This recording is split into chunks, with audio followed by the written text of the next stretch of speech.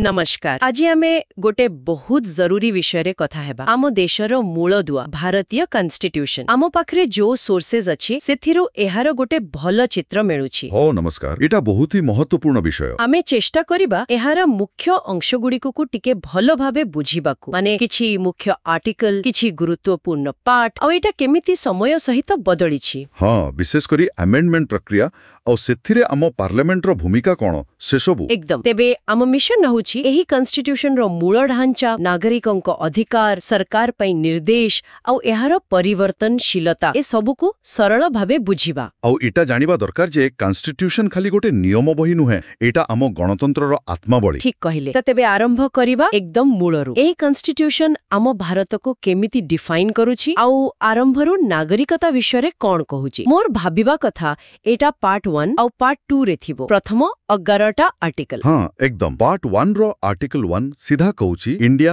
अर्थात भारत हेउछि राज्य मानकर एक संघ, माने यूनियन ऑफ स्टेट्स। अच्छा। तापरे आर्टिकल 2 और 3 एगुडा को आम पार्लियामेंट को क्षमता दउछि नुआ राज्य गढिबा, थिबा राज्यर सीमा बदलेबा ना बदलेबा ए सबु। आ गोटे इंटरेस्टिंग कथा हेउछि आर्टिकल 4। एथिरे कुहा जाइछि जे ए जो आर्टिकल 2 कि 3 अनुसारे परिवर्तन हेबो सेगुडा को आर्टिकल 368 अनुसारे कॉन्स्टिट्यूशन अमेंडमेंट बोली धरा जीवनी। ओहो, ता माने एहाकू पार्लियामेंट साधारण आईन भड़ी पास करि परिबो। एत्ते बड़ कथा पई स्वतंत्र अमेंडमेंट दरकार नहीं। हां, कॉन्स्टिट्यूशन अमेंडमेंट रा जो कठिन प्रक्रिया सेटा एठी लागू हेबोनी, टिके सहज। तापरे आसिला पार्ट 2 आर्टिकल 5 to 11 एटा नागरिकता कथा कहूछि।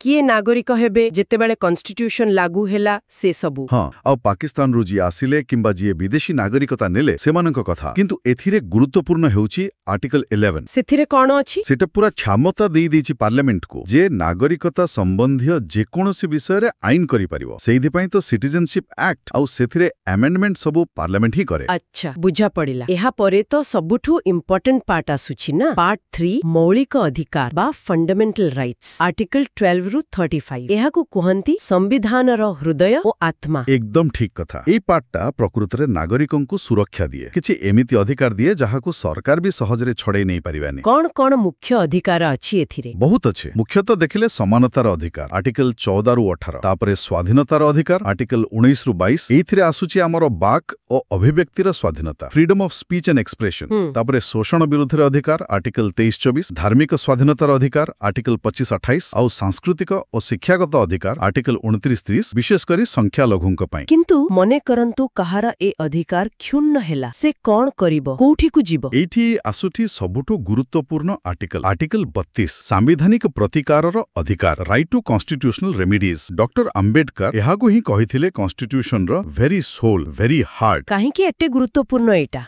कारण एही आर्टिकल बड़रे जने सीधा सुप्रीम कोर्ट जाई परिबो जदि तारो कोनोसी मौलिक अधिकार क्षुण्ण हुए और सुप्रीम कोर्ट एही अधिकार को लागू करेबा पई 5 प्रकारर रिट जारी करी पारंती। हां, सुनिछि सेगुडा को हेबियस कॉर्पस, मेंडामास। हां, प्रोहिबिशन, क्वारो वारंटो, सर्श्योरारी एगुडा को बहुत शक्तिशाली आदेश। आउरी गोटे कथा आर्टिकल 13 कहूछि जे कोनोसी भी आईन जदि मौलिक अधिकारर विरुद्धाचरण करूछि तेबे से आईनटा सेतिकी मात्रा रे अवैध बा वॉइड हे जिवो। वाह, ता माने फंडामेंटल राइट्स को बहुत सुरक्षा दिया जाइछि। हेले एहा परे जो पार्ट 4 अछि directive principles of state policy, article 36 रु 51, सेगुडा का कोन? सेगुडी को भी एमिति एनफोर्स हे पाडिबो कोर्ट रे? ना, सेइठी फरक अछि। डीपीएसबीस गुडा को fundamental in the governance of the country, माने शासन पई मौलिक, किंतु आर्टिकल 37 स्पष्ट कहूछि जे एगुडी को कोर्ट द्वारा प्रवर्तनीय नुहे, नॉन जस्टिसिएबल। ताहेले एहार महत्व कोन? एगुडी को हेउछि राष्ट्र पई निर्देश बा आदर्श। जेतेबेले सरकार कोनोसी नीति बा आईन तयारी करिवे सेतेबेले एही नीति गुडी को ध्यान रे रखिबा कथा। एगुडी को गोटे सामाजिक और अर्थनैतिक न्याय थिबा समाज गठन पई लक्ष्य रखे, एक प्रकार आकांक्षा। किछि उदाहरण देबे कि एही नीति गुडी कर? निश्चय। जेमिति कि आर्टिकल 38 कहूछि सामाजिक, अर्थनैतिक और राजनीतिक न्याय स्थापन करिबाकू। आर्टिकल 39 कहूछि समस्तंकु जीविका पई पर्याप्त साधन देबा, संपदर समबंटन करिबा, समान काम पई समान वेतन देबा।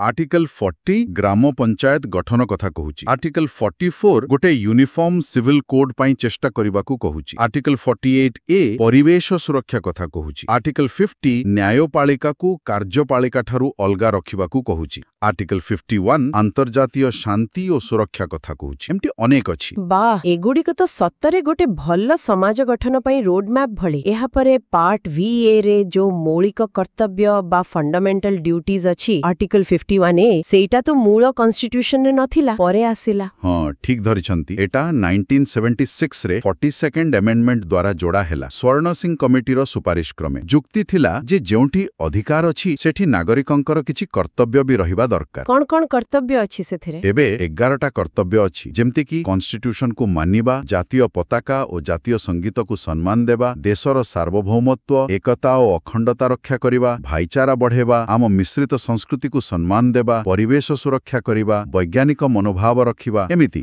ଆଉ 11ତମ କର୍ତ୍ତବ୍ୟ? ସେଟା 86th amendment 2002 ରେ ଯୋଡ଼ାଗଲା ଯେ ପ୍ରତ୍ୟେକ ପିତାମାତା ବା ଅଭିଭାବକ ନିଜର 6 ରୁ 14 ବର୍ଷର ପିଲାକୁ ଶିକ୍ଷାର ସୁଯୋଗ ଦେବେ। ଏଟା ଆର୍ଟିକଲ 21A ଶିକ୍ଷା ଅଧିକାର ସହିତ ଯୋଡ଼ା। ଆଚ୍ଛା, ତାହେଲେ ଅଧିକାର, ନିର୍ଦ୍ଦେଶକ ତତ୍ତ୍ୱ ଆଉ କର୍ତ୍ତବ୍ୟ ଏ ତିନିଟା ମିଶି ଗୋଟେ ସମ୍ପୂର୍ଣ୍ଣ ଚିତ୍ର ଦଉଛନ୍ତି। ଏବେ ଆସିବା ସରକାର କେମିତି ଚାଲେ ସେ ବିଷୟକୁ। ପାର୍ଟ V ଆଉ ପାର୍ଟ V କେନ୍ଦ୍ର ଆଉ ରାଜ୍ୟ ସରକାର। କଣ ମୁଖ୍ୟ କଥା ଏଥିରେ? ପାର୍ଟ V ହେଉଛି କେନ୍ଦ୍ର ସରକାର ବା ୟୁନିୟନ ଗଭର୍ଣ୍ଣମେଣ୍ଟ ବିଷୟରେ। ଆର୍ଟିକଲ 52 ରୁ 151 ବହୁତ ବଡ଼ ପାର୍ଟ ଏଟା। ମୁଖ୍ୟତଃ ଏଥିରେ 3ଟା ଅଙ୍ଗର ବର୍ଣ୍ଣନା ଅଛି। କୋଉ 3ଟା ଅଙ୍ଗ? ପ୍ରଥମେ କାର୍ଯ୍ୟପାଳିକା ଏକ୍ଜିକ୍ୟୁଟିଭ। ଏଥିରେ ଆସିଲେ ରାଷ୍ଟ୍ରପତି, ଉପରାଷ୍ଟ୍ରପତି, ପ୍ରଧାନମନ୍ତ୍ରୀଙ୍କ ନେତୃତ୍ୱରେ ମନ୍ତ୍ରୀ ପରିଷଦ ଆଉ ଆଟର୍ଣ୍ଣି ଜେନେରାଲ। ଆର୍ଟିକଲ 123 ରେ ରାଷ୍ଟ୍ରପତିଙ୍କର ଅଧ୍ୟାଦେଶ ଅର୍ଡିନାନ୍ସ ଜାରି କରିବାର କ୍ଷମତା ବି ଅଛି ଯେତେବେଳେ ପାର୍ଲାମେଣ୍ଟ ସେସନରେ ନଥାଏ।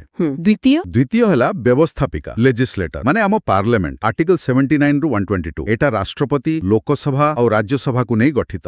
ଏହାର ମୂଳ କାମ ହେଲା ଦେଶ ପାଇଁ ଆଇନ ତିଆରି କରିବା। ଆଉ ତୃତୀୟ ହେଲା ନ୍ୟାୟପାଳିକା ଜୁଡିସିଆରୀ, ଯାହାର ଶୀର୍ଷରେ ଅଛି ସୁପ୍ରିମ କୋର୍ଟ। ଆର୍ଟିକଲ 124 ରୁ 147। ଏହା ଛଡା ଏହି ପାର୍ଟରେ କମ୍ପ୍ଟ୍ରୋଲର ଆଣ୍ଡ ଅଡିଟର ଜେନେରାଲ CAGଙ୍କ ବିଷୟରେ ବି ଅଛି। ଆର୍ଟିକଲ 148 ରୁ 151 ଯିଏ ସରକାରୀ ହିସାବର ଯାଞ୍ଚ କରନ୍ତି। ବହୁତ ବ୍ୟାପକ। ଆଉ ରାଜ୍ୟ ସ୍ତରରେ କେମିତି? ପାର୍ଟ 6 ଆର୍ଟିକଲ 152 ରୁ 237। ରାଜ୍ୟ ସ୍ତରରେ ବି ପ୍ରାୟ ସମାନ ଷ୍ଟ୍ରକ୍ଚର। ଯେମିତି କେନ୍ଦ୍ରରେ ରାଷ୍ଟ୍ରପତି, ରାଜ୍ୟରେ ରାଜ୍ୟପାଳ, ଗଭର୍ଣ୍ଣର ହେଲେ କାର୍ଯ୍ୟପାଳିକା ମୁଖ୍ୟ, ତାଙ୍କ ସହିତ ମୁଖ୍ୟମନ୍ତ୍ରୀ ଓ ମନ୍ତ୍ରୀ ପରିଷଦ।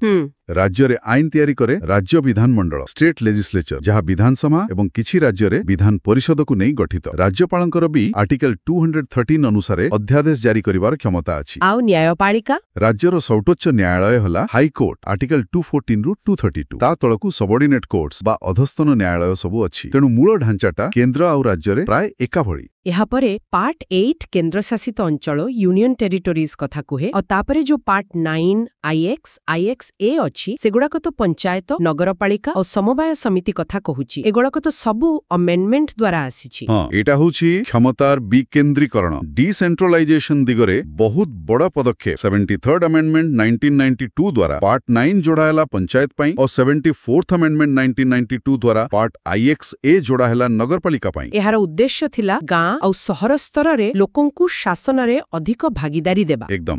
ଏହା ଦ୍ୱାରା ଏହି ସ୍ଥାନୀୟ ସ୍ୱାୟତ୍ତ ଶାସନ ସଂସ୍ଥାଗୁଡ଼ିକୁ ସାମ୍ବିଧାନିକ ମାନ୍ୟତା ମିଳିଲା, ସେମାନଙ୍କର କ୍ଷମତା ଓ ଦାୟିତ୍ୱ ସ୍ଥିର ହେଲା, ନିୟମିତ ନିର୍ବାଚନ ବ୍ୟବସ୍ଥା ହେଲା, ଏହା ଗଣତନ୍ତ୍ରକୁ ତୃଣମୂଳ ସ୍ତରକୁ ନେଇଗଲା। ଆଉ ପାର୍ଟ IXB ସମବାୟ ସମିତି କୋଅପରେଟିଭ ସୋସାଇଟିଜ, ସେଇଟା 97th amendment 2011 ରେ ଯୋଡ଼ା ହେଲା। ସମବାୟ ସମିତି ଗୁଡ଼ିକର ଗଠନ, କାର୍ଯ୍ୟପ୍ରଣାଳୀକୁ ଗଣତାନ୍ତ୍ରିକ କରିବା ଏବଂ ସେମାନଙ୍କୁ ସ୍ୱାୟତ୍ତତା ଦେବା ଏହାର ଲକ୍ଷ୍ୟ। ଏସବୁ ଦେଖାଉଛି କେମିତି ଆମ କନଷ୍ଟିଟ୍ୟୁସନ ବଦଳୁଥିବା ସମୟ ସହିତ ନିଜକୁ ଅପଡେଟ୍ କରୁଛି। ଏହାପରେ ଆହୁରି ଅନେକ ପାର୍ଟ ଅଛି। ପାର୍ଟ 11 ରୁ ପାର୍ଟ 14A ଯାଏ। ଏଥିରେ କେନ୍ଦ୍ର ରାଜ୍ୟ ସମ୍ପର୍କ, ଟଙ୍କା ପଇସା କଥା, ସରକାରୀ ଚାକିରି, ଟ୍ରିବ୍ୟୁନାଲ୍ସ ଏମିତି ସବୁ ଅଛି। ଏଗୁଡାକ ଉପରେ ଟିକେ କହିବେ? ହଁ, ସଂକ୍ଷେପରେ କହିଲେ ପାର୍ଟ 11 ହେଉଛି କେନ୍ଦ୍ର ଆଉ ରାଜ୍ୟ ଭିତରେ ଲେଜିସ୍ଲେଟିଭ ଆଇନଗତ ଆଉ ଆଡମିନିଷ୍ଟ୍ରେଟିଭ ପ୍ରଶାସନିକ ସମ୍ପର୍କ ବିଷୟରେ। କୋଉ ବିଷୟରେ କି ଆଇନ କରିବ, କେମିତି ପ୍ରଶାସନ ଚାଲିବ, ଏସବୁ। ଆଉ ପାର୍ଟ 12 ଏଟା ଫାଇନାନ୍ସ, ପ୍ରପର୍ଟି, କଣ୍ଟ୍ରାକ୍ଟସ ଏସବୁ ବିଷୟରେ। ହଁ, ଏଥିରେ କେମିତି ଟ୍ୟାକ୍ସ ବଣ୍ଟା ହେବ, କେନ୍ଦ୍ର ରାଜ୍ୟକୁ କେମିତି ଗ୍ରାଣ୍ଟ ଦବ, ସରକାର କେମିତି ଋଣ ନେବେ,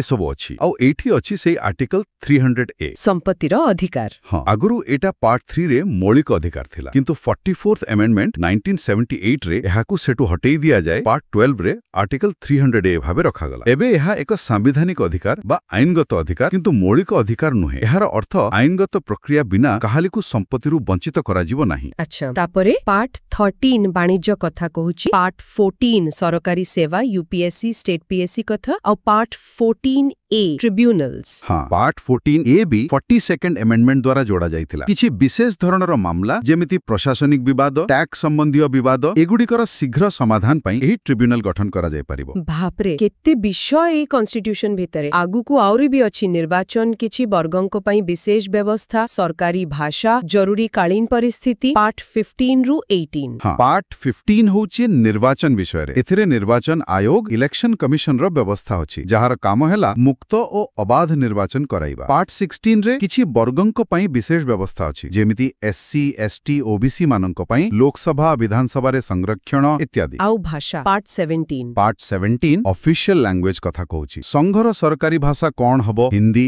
एवं इंग्रजी राज्य माने केउ भाषा व्यवहार करिवे कोर्ट रे केउ भाषा चालिबो ए सबु। आउ पार्ट 18 इमरजेंसी प्रोविजंस एटा टिके सेंसिटिव विषय एथिरे तिनि प्रकार जरूरीकालीन परिस्थिति कथा कुहा जायछि। आर्टिकल 352 हेला जातीय जरूरीकालीन परिस्थिति नेशनल इमरजेंसी युद्ध बाह्य आक्रमण बा सशस्त्र विद्रोह कारणरू। आर्टिकल 356 हेला राज्य रे संवैधानिक संकट बा राष्ट्रपति शासन प्रेसिडेंट्स रूल। आउ आर्टिकल 360 हेला आर्थिक जरूरीकालीन परिस्थिति एगुलिक देशर सार्वभौमत्व एकता अखंडता और सुरक्षा पई असाधारण परिस्थिति रे व्यवहार करा जिबा कथा। एते सबु जानिला परे एबे सबुटु मुख्य प्रश्न मनकु आसुछि एते बडा कॉन्स्टिट्यूशन को बदला जाई परिबो कि जदि हां तेबे केमिति एठी पार्ट 20 आ आर्टिकल 368 रो भूमिका आसुछि ना। एकदम सठिक आर्टिकल 368 ही आम कॉन्स्टिट्यूशन को एक जीवंत दलिल बा लिविंग डॉक्यूमेंट रो परिचय दिए कारण यह पार्लियामेंट को क्षमता देउछि कॉन्स्टिट्यूशन रो जे कोनोसी अंश को संशोधन परिवर्तन बा रद्द करिबा पई। ता माने पार्लियामेंट जहा चाहिबा बदली देई परिबो ना सेते सहज नुहे एहार एक निर्दिष्ट प्रक्रिया अछि। हमर कॉन्स्टिट्यूशन रो अमेंडमेंट प्रक्रिया को कहा जाय एहा कठिनता और नमनीयतार मिश्रण। ए कथाटा टिके बुझेइबे कि केमिति कठोर केमिति नमनीय।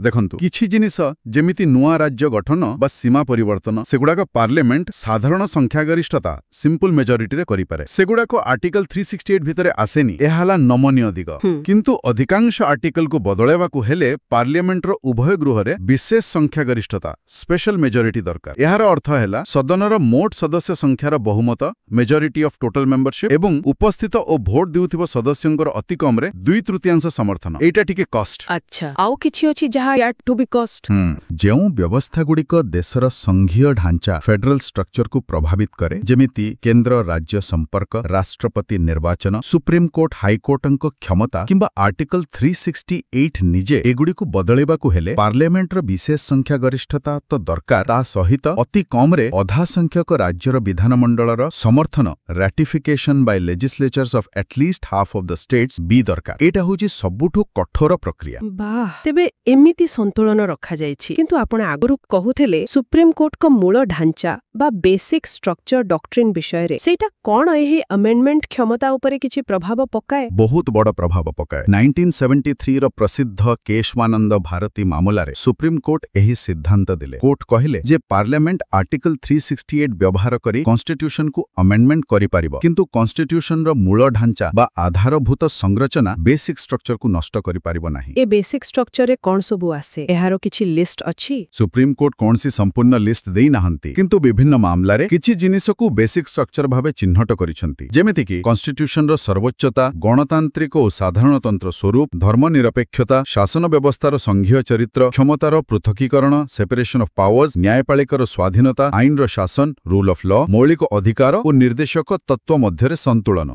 मुक्त और अबाध निर्वाचन इत्यादि। ता माने पार्लियामेंट रो अमेंडमेंट करिवार क्षमता असीम नोहे। एकदम बेसिक स्ट्रक्चर डॉक्ट्रिन एक क्षमता उपरे एक सीमा लगाए जहा द्वारा कॉन्स्टिट्यूशन रो मूल आत्मा बजाय रहे। एटा प्रकृत रे गणतंत्र पई बहुत गुरुत्वपूर्ण। अच्छा ए पर्यंत मोटामोटी केतोटी अमेंडमेंट होई सारिलानी आउ सेथिरु किछि मुख्य अमेंडमेंट विषय कहि पारिबे। देखंतु अमेंडमेंट रो संख्या तो बदलु थाए किंतु जेतेबेले ए सोर्स तयारी हेला सेप्टेम्बर 2023 सुद्धा 106 टी संवैधानिक अमेंडमेंट होई सारिथिला। 106 बहुत संख्या। हां प्राय 70 वर्षरु अधिक समय रे एते गुडिए किछिटा बहुत गुरुत्वपूर्ण जेमति कि सबुटु प्रथम अमेंडमेंट 1951 रे सेतेबेले किछि मौलिक अधिकार विशेष करी वाक स्वाधीनता और संपत्ति अधिकार उपरे किछि कटकणा लगागला एवं जमी सुधार आईन को सुरक्षा देबा पई 9th शेड्यूल जोड़ा गला। आउ सेही 42nd अमेंडमेंट 1976 जहा को मिनी कॉन्स्टिट्यूशन कहउथिले। हां एटा जरूरी कालीन परिस्थिति समय रे होइथिला आउ एथिरे बहुत व्यापक परिवर्तन करा जायथिला। आमे कथा हेले जे मौलिक कर्तव्य जोड़ा गला प्रिएम्बल रे सोशलिस्ट सेक्युलर इंटीग्रिटी शब्द जोड़ा गला बहुत सारा आर्टिकल बदला गला पार्लियामेंट रो क्षमता बढ़ा गला एहा को नै बहुत विवाद भी थिला। किंतु ता परे 44th अमेंडमेंट 1978 रे एहारो किछि प्रभाव को उल्टाई दिया गला बोधे। हाँ, जनता पार्टी सरकार आसीबा परे 44th अमेंडमेंट अणागला। एथेरे 42nd अमेंडमेंट रो किछि परिवर्तन को बदला गला। सबुटु बड़ कथा हैला संपत्तिर अधिकार को मौलिक अधिकार रु बाद दिया गला। जातीय जरूरी कालीन परिस्थिति घोषणा करिवार कारण भाबे इंटरनल डिस्टर्बेंस को बदलाई आर्म्ड रिबेलियन करागला एवं एहार प्रोसीजर को कठोर करागला। आर्टिकल 352 रो दुरुपयोग रोकिबा को चेष्टा करागला। बुझिली। आउ किछि मुख्य अमेंडमेंट 52nd अमेंडमेंट 1985 दलबदल एंटी डिफेक्शन आईन आनिला जहा 10th शेड्यूल रे अछि। 61st अमेंडमेंट 1989 वोट देबा बयस 21 रु 18 कला। ओहो, एटा तो बहुत बड़ पदक्षेप थिला युवा पीढ़ी को पई। निश्चय। तापरे 73rd और 74th अमेंडमेंट 1992 पंचायत और नगरपालिका पई। 86th अमेंडमेंट 2002 शिक्षा अधिकार को मौलिक अधिकार कला। आर्टिकल 21A और पार्ट आईवीए रे गोटे कर्तव्य भी जोड़िला। एबेकार समय रे किछि गुरुत्वपूर्ण अमेंडमेंट? हाँ, निश्चय। 101 फर्स्ट अमेंडमेंट 2016 जोगु GST goods and services tax आसिला। एटा देशर परोक्ष टिकस व्यवस्था रे एक बहुत बड़ सुधार। हाँ, जीएसटी तो बहुत चर्चा रे थिला। तापरे 103rd अमेंडमेंट 2019 आर्थिक भावे दुर्बल श्रेणी इकोनॉमिकली वीकर सेक्शंस ईडब्ल्यूएस पाई शिक्षा और चाकरी रे 10% संरक्षण रो व्यवस्था कला। एटा भी बहुत चर्चित। आ 104th अमेंडमेंट 2020 एटा लोकसभा और राज्य विधानसभा रे एससी एवं एसटी मानक पाई संरक्षण को आउ 10 वर्ष पाई बढ़ेला। किंतु एंग्लो इंडियन संप्रदाय पाई जो मनोनयन रो व्यवस्था थिला सेटा को बंद कर देला। एते सबु अमेंडमेंट देखिले लागुची आम कॉन्स्टिट्यूशन सतरे कित्ते डायनामिक समय सहित केमिति निजुकु खाप खुआउची पार्लियामेंट माध्यम रे। एकदम एहा ही एक सफल कॉन्स्टिट्यूशन रो लक्षण। या स्थिर नुहे बरं विकासशील। अच्छा, शेष आड़ो को आसीबा part 19 miscellaneous, part 21 temporary transitional and special provisions और part 22 short title commencement authoritative text in Hindi and repeals विषय टिके कहि देबे की। पार्ट एक्सआई रे किछि विविध विषय अछि। पार्ट 21 रे किछि राज्य पई किछि समय पई बा किछि विशेष व्यवस्था रखा जाइछि। आगरु आर्टिकल 370 जहा जम्मू और कश्मीर पई थिला सेटा एही पार्ट रे ही थिला। आउ पार्ट 22 रे कॉन्स्टिट्यूशन रो ना कोन हेबो कॉन्स्टिट्यूशन ऑफ इंडिया एहा केबेठु लागू हेला कमेंसमेंट जनवरी 26 1950। हिंदी रे एहार प्राधिकृत पाठ अथॉरिटेटिव टेक्स्ट रो व्यवस्था आउ एहा लागू हेबा परे केउ पुराना आईन सबु रद्द होई गला जेमति कि Indian independence act 1947 government of India act 1935 रो अधिकांश भाग ए सबु कथा को जाइछि। वाह, तेबे आमे एक प्रकार पूरा कॉन्स्टिट्यूशन रो गोटे बर्ड्स आई व्यू नै गले। एही पूरा आलोचना को जदी मु समराइज करबा को चेष्टा करे। हां, करंतु। मोते लागुछि भारतीय संविधान प्रकृत रे एक अद्भुत दलिल। एहा केवल सरकार केमती चालिबो, केंद्र रे पार्लियामेंट, राज्य रे विधानमंडल, न्यायपालिका ए सबु तयारी करिनी, बरं एहा नागरिकन को फंडामेंटल राइट्स देइछि जहा तांकु सुरक्षा दे। पुनी सरकार को डीपीएसपी माध्यम रे दिगदर्शन देइछि जे केमिति एक कल्याणकारी राष्ट्र तयारी हेबो आउ आम समस्तंक पई फंडामेंटल ड्यूटीज भी रखिछि। ठीक। आउ सबुठु बड़ कथा आर्टिकल 368 एही अमेंडमेंट प्रक्रिया जहा एते संतुलित भाबे कठोरता आउ नमनीयता रखिछि आउ ता संगकु सुप्रीम कोर्ट को बेसिक स्ट्रक्चर डॉक्ट्रिन ए सब मिशी एहाकु एक जीवंत समय सह चालुथिबा कॉन्स्टिट्यूशन करि पारिछि। आपण एकदम ठीक सारांश कले। एहार व्यापकता, एहार मूल्यबोध, न्याय, स्वाधीनता, समानता, भ्रातृत्व आउ एहार परिवर्तनशीलता एहाकु विश्वर अन्यतम श्रेष्ठ कॉन्स्टिट्यूशन मध्यरे स्थान देइछि। एटा केवल शासनर ब्लूप्रिंट नुहे, एहा भारतर आत्मा। शेषरे आम श्रोता मानक पई गोटे प्रश्न छाड़ी जिबा। आमे एते समय धरी कॉन्स्टिट्यूशन रो आर्टिकल, पार्ट, अमेंडमेंट, पार्लियामेंट रो भूमिका ए सब विषय रे कथा हेले, किंतु भाबिबार कथा हेउछि एही कॉन्स्टिट्यूशन कोन केवल आईन पढ़ुथिबा लोक, वकील, विचारपति बा राजनेतांक पई ना एहा आम समस्तंकर प्रत्येक साधारण नागरिकर दैनंदिन जीवन को कोनोसी ना कोनोसी भाबरे प्रभावित करूछि। जदि हां तेबे किपरि आउ आगामी दिन रे आपनको कोन लागुछि एही कॉन्स्टिट्यूशन रो केउ पार्ट बा केउ आर्टिकल सबुठु अधिक आलोचना, वितर्क बा परिवर्तनर केंद्र बिंदु होई पारे, एहा उपरे निश्चय भाबिबे। आजि पई एतिकी। धन्यवाद।